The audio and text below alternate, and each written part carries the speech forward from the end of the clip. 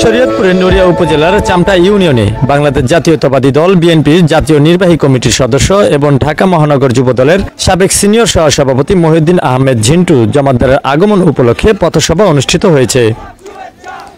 বৃহস্পতিবার সন্ধ্যা ৬টায় উপজেলার চামটা ইউনিয়নের নড়িয়া উপজেলা স্বেচ্ছাসেবক দলের সাবেক সাংগঠনিক সম্পাদক সিমন হাওলাদারের বাড়ির সামনে এই মত বিনিময় সভা অনুষ্ঠিত হয়।